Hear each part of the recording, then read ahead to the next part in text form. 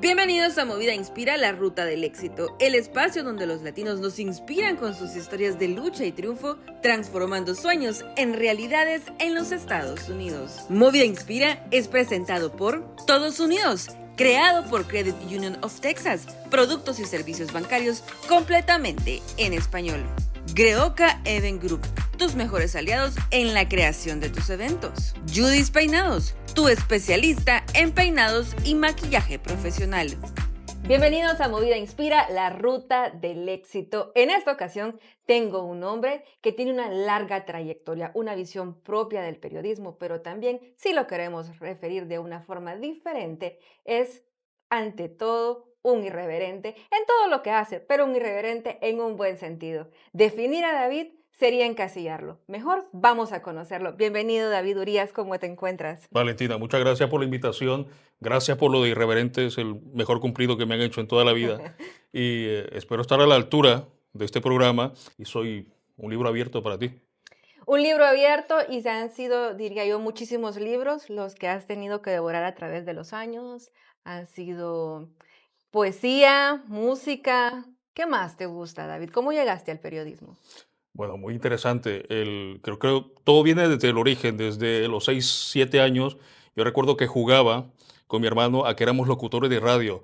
Grabábamos con radio en cassette nuestra voz y grabábamos fragmentos de canción. Y yo tengo la noción de decir, hoy nos vamos a poner romanticones y vamos a poner esta canción. Y lo grabábamos y le poníamos un fragmento de canción.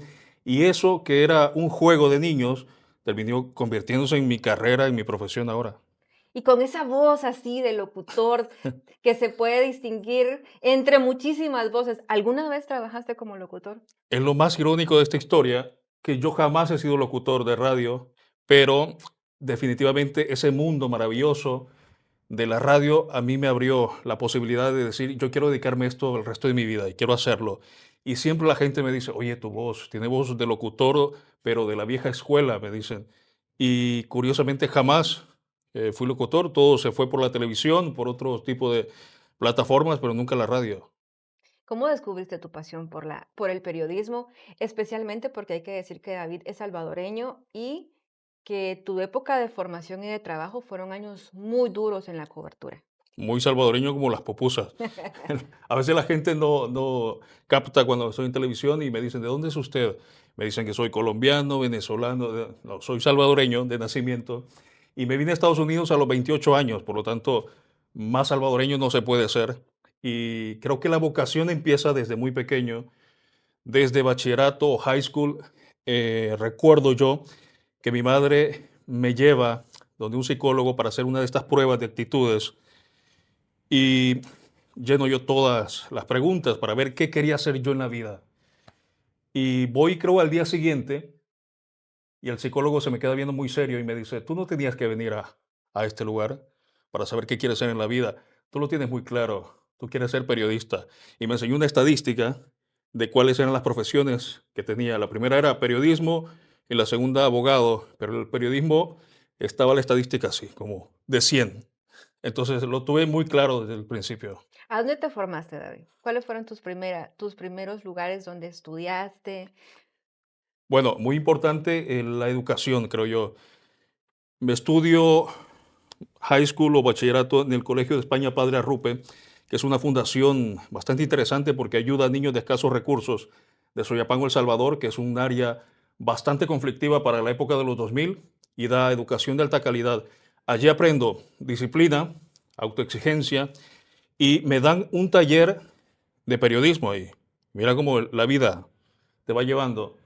Fue un taller intensivo y todavía me acuerdo de la periodista Mar Toaria de Terán, una periodista española, y cuando nos da ese taller, creo que soy el único que se queda asombrado y digo, ¿y esto qué es? ¿Qué es esto de periodismo? Yo quiero hacer esto el resto de mi vida. Y así fue. Entonces en ese colegio di esa disciplina, la autoexigencia, y después termino mi educación y voy a la Universidad de El Salvador, donde estudio periodismo.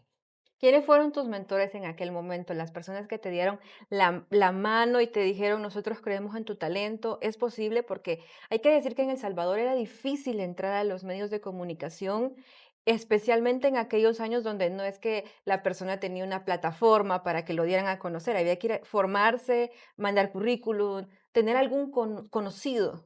Creo que nos estamos delatando con la edad. Para esa época no existía este No boom. existía, no. Lo único que había era televisión, pero sí, como bien lo dices, no era tan fácil porque tenías que pasar por filtros para que pudieras estar en un medio de comunicación. Y yo recuerdo mucho, empecé a trabajar en el año 2008 en el Canal 21, Megavisión de El Salvador. Empiezo como editor de video. Me interesaba a mí ser reportero, pero muchas circunstancias de la vida me terminaron llevando a ser reportero en televisión y sin duda alguna uno de las personas que creyó mucho en mí se llama Roberto Hugo Presa, un periodista de la vieja escuela del periodismo y que me dio la oportunidad y yo estoy convencido cuando hablo con él que él todo este triunfo, por así decirlo, él ya lo vislumbraba desde esa época y es sin duda alguna a quien tengo que agradecerle mucho. ¿Cuáles fueron las coberturas más difíciles en El Salvador? Bueno, para esa época estamos hablando de una época violenta, año 2008 hasta 2014 que yo vengo de El Salvador a Estados Unidos. Estamos hablando de mucha convulsión social, de mucha pobreza, mucha violencia, pandillas, y era casi cotidiano que te mandaran como periodista y decir, ahora tu asignación es una tumba clandestina. 10 personas acaban de encontrar en un lugar. Ese tipo de historias son muy tristes, muy conmovedoras, pero que te hacen sin duda alguna aprender mucho de este oficio. Hay que tener definitivamente mucha vocación y mucho deseo de sacar adelante esto, porque hay también un lado humano que se queda con cada una de esas historias que están resonando constantemente en tu cabeza, ¿no? Esos testimonios, el que la persona te dé la confianza para darte una entrevista también es una gran responsabilidad. Bueno, es un aprendizaje constante. Yo digo que el periodismo es como en una escuela de artes marciales de Japón donde solo dan cinta blanca y cinta negra. Y cuando la persona se hace experta en cinta negra, le vuelven a dar la cinta blanca. ¿Y esto qué quiere decir? Que siempre tenemos que ser aprendices, ya sea en el periodismo o lo que queramos ser. Y eso a mí me ha llevado a muchos lados muy importantes, porque el hecho de decir, después de 17 premios Emmy no la tengo comprada ni ganada, a mí me hace despertarme todas las mañanas y decir, bueno, ayer me gané tantos Emmys, pero ahora los tengo que volver a trabajar. Y recuerdo una charla que daba un periodista, Armando Guzmán, un periodista en Washington, que decía, las alas en el periodismo del cielo se ganan todos los días. Y esa frase a mí me quedó marcada. Y yo creo que ese es el éxito del por qué después de 5 premios Emmy no fueron suficientes, después de 10 tampoco. Entonces uno tiene que constantemente seguir aprendiendo y yo creo mucho en el hecho de que más allá de los premios es el mensaje y el mensaje es, estamos vivos, tenemos que seguir produciendo, haciendo cosas importantes y sobre todo que el premio que estamos recibiendo sea con un significado. Y muchas veces esos significados tienen que ver con transformar vidas. Pero hay que decir, David, que tú tienes una forma muy particular de hacer periodismo y no es de ahora.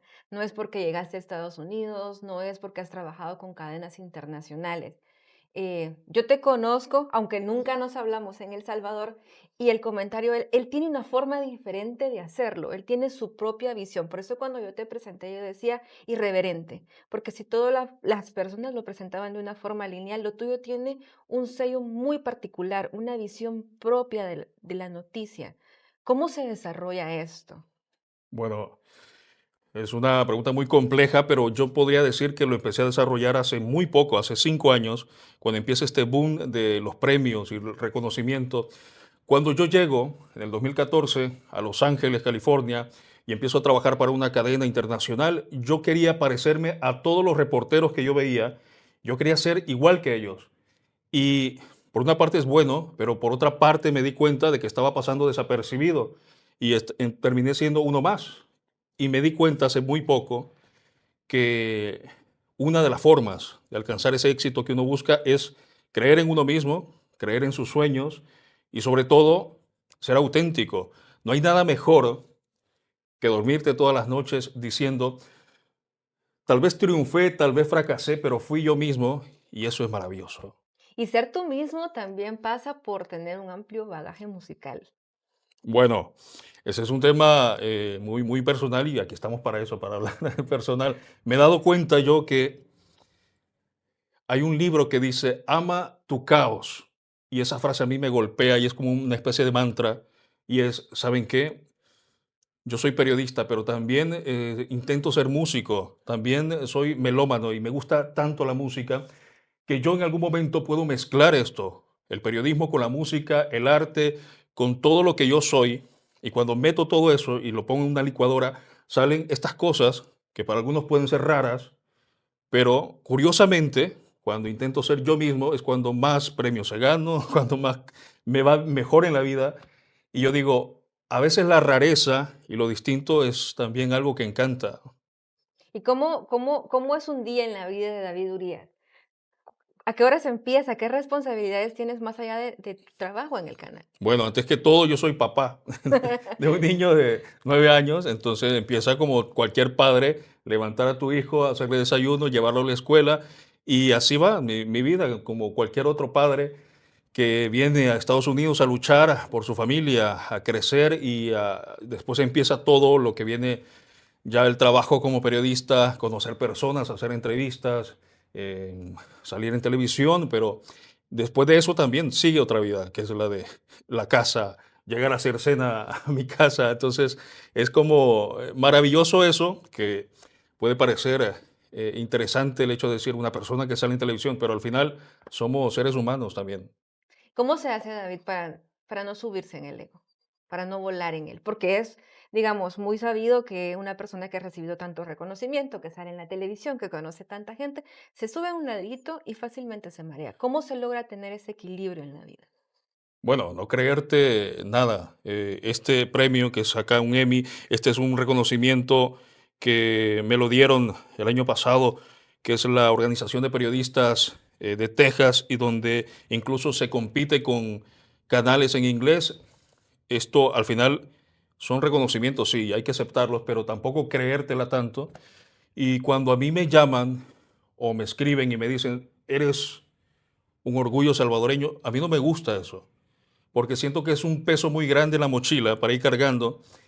Entonces, porque el día que yo no haga algo que sea orgullo salvadoreño, entonces siento que se me va a recriminar y por lo tanto, con el ego es un tema muy importante que sí creo que debemos tener todos, porque el ego te impulsa a creer en ti, a decir, yo tengo algo que decirle a las personas. A mí me gustaba una frase que decía un actor de teatro y decía, es que yo no actúo, yo solo me paro en el escenario donde está la X, donde estamos los actores y yo solo digo mi verdad. Y es lo que yo pretendo hacer, decir mi verdad y sin el afán de tanto ego. Ya no aspiro yo a ser una estrella de la televisión, tal vez como en algún momento en los inicios uno reconoce y sí, uno piensa en lo maravilloso que es que lo reconozcan en la calle, pero después uno dice, tengo que hacer mi trabajo para que sirva, para que ayude a otras personas y para cambiar el mundo. También, David, sabemos que te gusta hacer un trabajo propio como mochilero, con tu cámara, en un formato muy libre. Cuéntanos de esto. Bueno, es muy complejo contar esto porque yo admiro mucho al periodista que reconocemos todos, es Jorge Ramos, y yo más que verlo en la pantalla, admiro mucho sus libros y los leo mucho. Y Jorge Ramos, para cuando ocurría una guerra, él empezaba, tomaba un avión, se iba y desde allá le llamaba a su jefe y le decía, estoy acá en una guerra.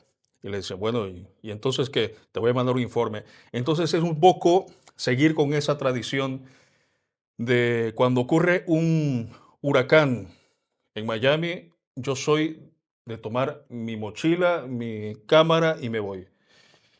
A veces reconozco que no mido las consecuencias y, por ejemplo, hace solo, este momento lo estamos grabando, pero hace solo una semana yo estuve en Los Ángeles, en los incendios tan mortales de Los Ángeles, hice un documental y si alguien me pregunta, bueno, ¿y quién te mandó? Pues me mandé yo solo, o sea, porque creo que es la forma en la que yo veo el periodismo. Yo no veo el periodismo como un trabajo de 8 de la mañana a 5 de la tarde, lo veo como una forma de vida, como algo que tienes que llevar en las venas y de otra forma no lo concibo.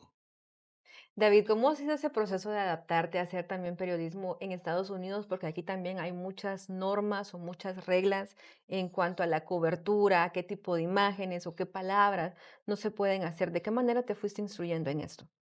Bueno, aprendizaje constante. Yo creo que es importante la comunicación con tus supervisores. Es importante también reconocer que estamos en Estados Unidos, el país de las demandas, donde por muy buena que sea la historia, pero que puede ser controversial y polémica, pueden existir demandas y por lo tanto seguir los protocolos también es muy importante en este tipo de casos. Cuando las cosas son demasiado serias, es acudir departamentos legales de los canales de televisión y cuando se aprueba todo, creo que se puede hacer. Yo estoy convencido que el periodismo que triunfa y que trasciende es el periodismo valiente, el periodismo a contrapoder, a que con argumentos se puede cuestionar a funcionarios. Yo estoy convencido de eso y siempre tener esa posibilidad.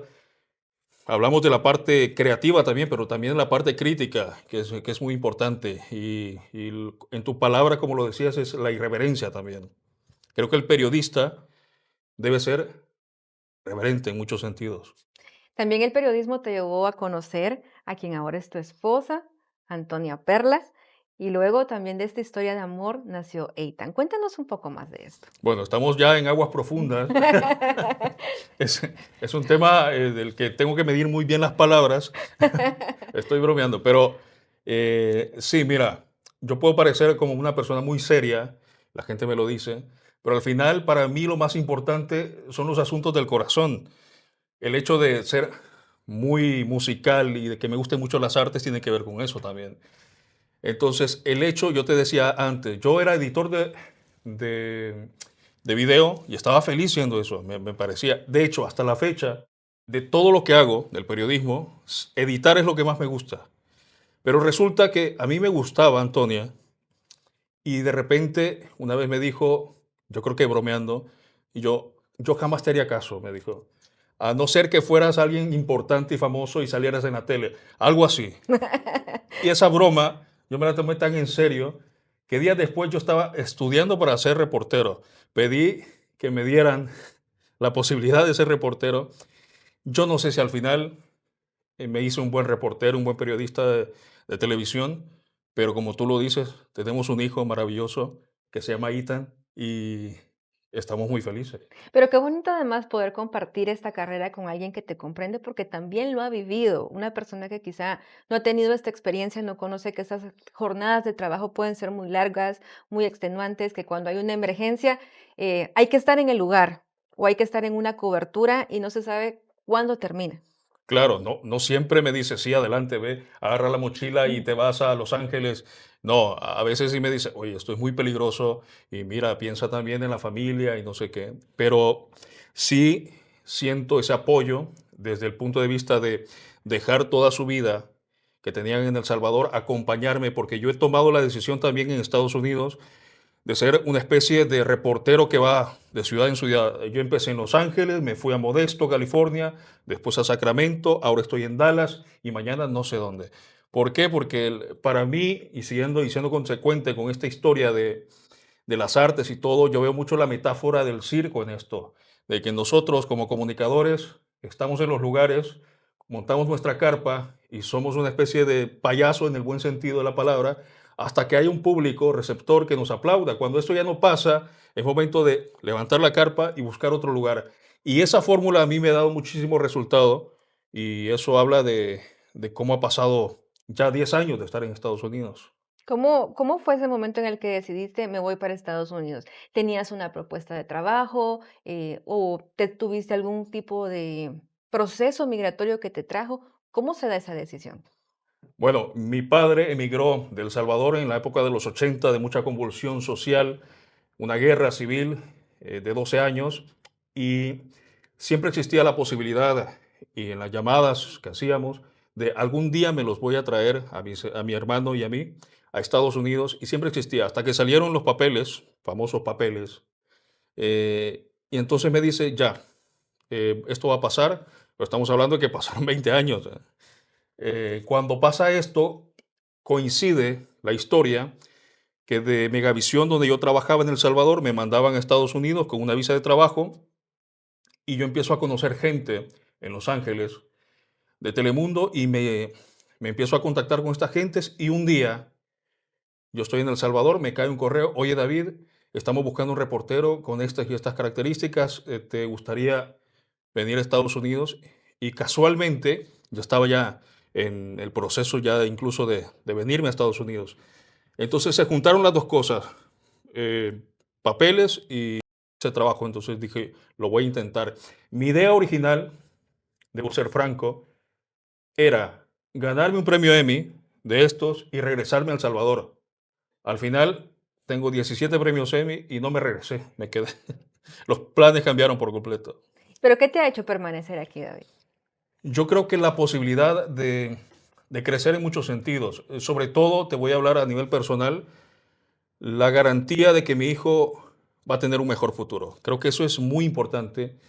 Y a nivel laboral te puedo decir que sí me ha ido muy bien, que sí he visto la capacidad y la posibilidad de hacer periodismo que yo quiero.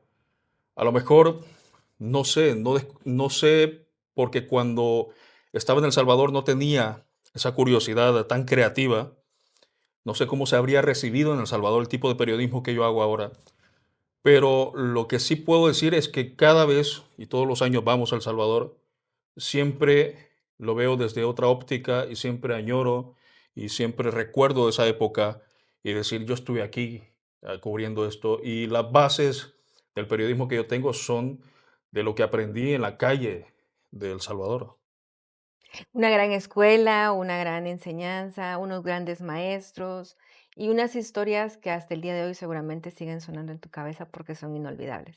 Así es época maravillosa, creo yo.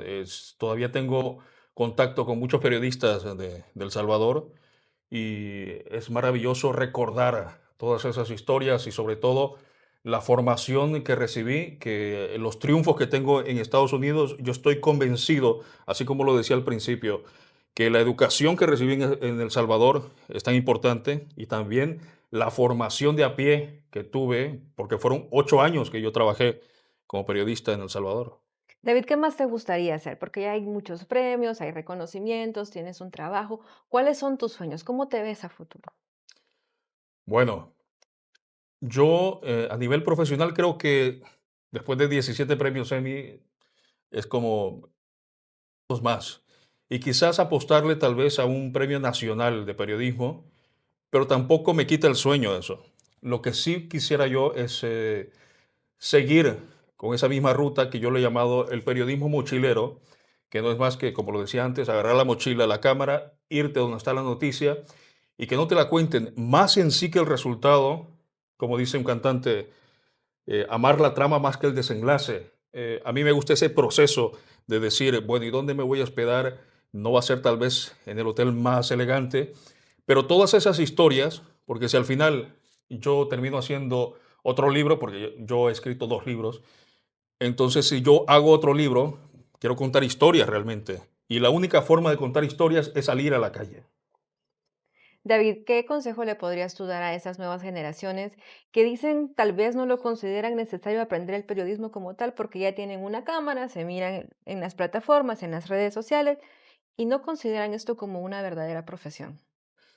Bueno, y no solo al periodismo, yo creo que este consejo le ayuda a mucha gente durante una época complicada en Estados Unidos, donde no estaban funcionando las cosas. Yo insistía mucho y esto no me lo has preguntado, pero no todo el momento y no todo el tiempo fue bueno a nivel económico. Yo tuve incluso que trabajar paralelamente como reportero y después también limpiando pisos en un hotel de Beverly Hills, en Los Ángeles. Esa historia no la sabe mucha gente, pero para mí ese momento fue clave porque yo fácilmente pude haber dicho, me regreso a El Salvador, le digo a mi ex jefe que me vuelva a contratar y no pasa nada. Pero el hecho de decir, yo me voy a quedar acá porque yo sé que valgo como periodista, yo creo en mí, creo en mi verdad, eso es muy importante. Entonces el consejo es ese. Duden de cualquier cosa, de todos y de todos. Incluso tienen el derecho de dudar de ustedes mismos, pero jamás duden de sus sueños, esos sueños que los traen, que los hacen aguantar lo que sea. Y yo creo que ese sería el consejo. Sean ustedes mismos y siempre crean en sus sueños y amen su caos. Amen su propio caos, no se den por vencidos, los talentos están ahí. A veces yo tengo la costumbre de decirles a mis amigos, ojalá te pudiera prestar mis ojos para que te vieras con estos y pudieras reconocer ese talento con el que yo te veo. Y a mí me encanta decírselo eso a las personas que yo sé que están luchando, que están queriendo abrir fronteras. Los medios ahora ya no tienen que ser estas grandes plataformas. Cuando hay talento, cuando hay determinación, cuando hay profesionalismo, hay que sacarlo adelante, ¿no? Claro, hoy hay muchas formas de poder hacer periodismo, muchas formas de incluso poder hacer un negocio propio, muchas formas de darnos a conocer, de transmitir lo que queremos. Y yo creo que hay que apostarle a eso, creer y evidentemente la preparación es muy importante. No tal vez trabajar únicamente por lo que queremos, sino también buscar asesoría, buscar a personas que sepan de eso. A veces no solo es importante tener un barco, sino también a un amigo que tenga un barco y que te lleve. Es muy importante también buscar aliados. Eso es maravilloso. Yo quiero agradecerte, David, por habernos acompañado en esta entrevista, por abrir tu corazón, por tantas bonitas lecciones. Me siento muy afortunada de haber tenido esta entrevista. Lo he dicho fuera de cámara, esta entrevista me ha tenido muy emocionada y de verdad, gracias por acompañarnos. A ti, Valentina, muchas gracias. Ojalá que esta historia sirva para algo y es importante que sigamos luchando. Y al final el gran mensaje de todo esto es que más allá de los premios, hablemos de los sueños, hablemos de eso que nos hace seres humanos y que nos hace vivos, que sigamos, por supuesto, creyendo en nosotros mismos, porque nadie va a llegar a la puerta a tocarte y decirte, te voy a dar esta oportunidad. A veces uno mismo tiene que darse las propias oportunidades. Así es que ya lo saben, es momento de que ustedes compartan este mensaje tan valioso, que lo comenten, que se suscriban a la plataforma y que sobre todo también sigan creyendo que sus sueños son posibles. Este programa es para que ustedes no pierdan esa inspiración. Así es que ya lo saben, si Dios nos lo permite, será la próxima semana. Movida Inspira fue presentado por Todos Unidos, creado por Credit Union of Texas, productos y servicios bancarios completamente en español. Greoka Event Group, tus mejores aliados en la creación de tus eventos. Judy's Peinados, tu especialista en peinados y maquillaje profesional.